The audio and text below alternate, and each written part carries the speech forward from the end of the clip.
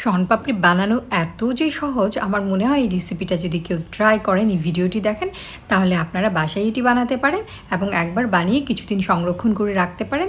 এভাবে আপনারা আপনাদের বাচ্চাদেরকে শনপাপড়ি খাওয়াতে পারেন। খুব সহজভাবে এটি করে দেখাচ্ছি। 1 টেবিল চামচ ঘি নিয়ে নিয়েছি একটা প্যানে। চুলার আঁচটা অনেক বেশি কম। তারপর এতে আধা কাপ বেসন দিয়ে দিয়েছি আর ময়দা দিয়েছি 1 কাপ পরিমাণ। তারপর ভালো করে নেড়েচেড়ে 15 মিনিট ফ্রাই করব। চুলার আঁচটা খুবই কম, খুবই লো। দেখেই বুঝতে পারছেন আমি একদম কড়াইটা তুলে তারপর একদম আগুনটা দেখিয়ে দিয়েছি। মানে খুব মৃদু আছে, আমরা 15 মিনিট ভাজবো। অল্প একটু এলাচ গুঁড়ো দিয়ে দিয়েছি খুব ভালো ফ্লেভারের জন্য।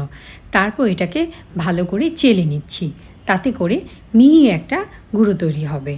এবার একটি হাঁড়িতে 1.5 কাপ পরিমাণ চিনি দিয়ে 1/2 কাপ পরিমাণ পানি এবং আধা চা চামচ লেবুর রস দিয়ে খুব মৃদু আঁচে চুলার উপর বসিয়ে রেখে 20-25 মিনিট জাল করে নেব। মাঝে মাঝে এভাবে হাতল ধরে একটু নেড়ে নিব এবং কোনো প্রকার চামচ দিয়ে নাড়াচাড়া করার কোনো প্রয়োজন নেই। আস্তে আস্তে ক্যারামেল হয়ে যাচ্ছে। কালারটা দেখে বুঝতে পারছেন চমৎকার একটা সোনালি রং এসছে। এবার একটি ছোট বাটিতে অল্প পরিমাণ পানি নিয়ে সামান্য একটু সেই চিনির মিশ্রণটা দিয়ে নিব। খুব সুন্দর একটা সলিড একটা পদার্থ হয়েছে। তারপরেও আরও কিছুক্ষণ জাল করে নিব। 20-25 মিনিট পর এরকম একটা কালার আসবে। তারপর চুলা থেকে নামিয়ে নিব। এই অবস্থাতে এটা অনেক বেশি গরম।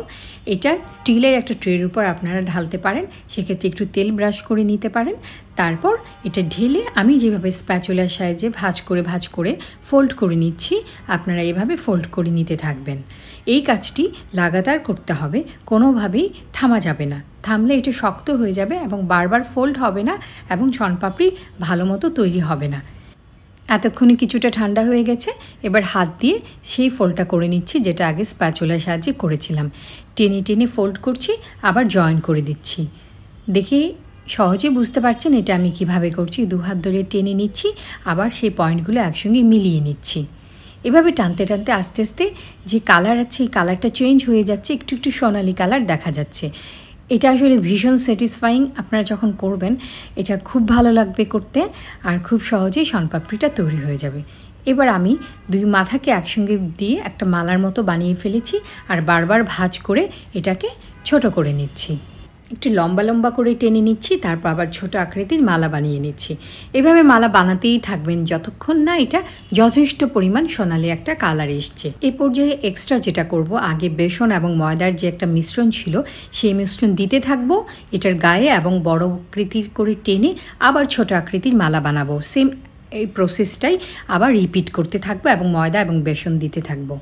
অলরেডি শনপাপড়ি তৈরি হয়ে গেছে। আমি খুবই দুঃখিত, আমার ভিডিওটি করা প্রায় 1 থেকে 1.5 বছর আগে, কিন্তু আমি এডিট করতে ভুলে গিয়েছি। সে কারণে অনেকগুলো ক্লিপই বাদ গেছে। আমি দুঃখিত, আমি এটা দেখাতে পারিনি। তবে আপনারা নিশ্চয়ই বুঝতে পেরেছেন। আগে যেভাবে বড় আকৃতির মালা বানিয়ে ছোট বানিয়েছি, সেই একইভাবে শুধুমাত্র বেসন দিয়ে সেম প্রসেসটা আবার করলেই ইনশাল্লাহ হয়ে যাবে আপনাদের।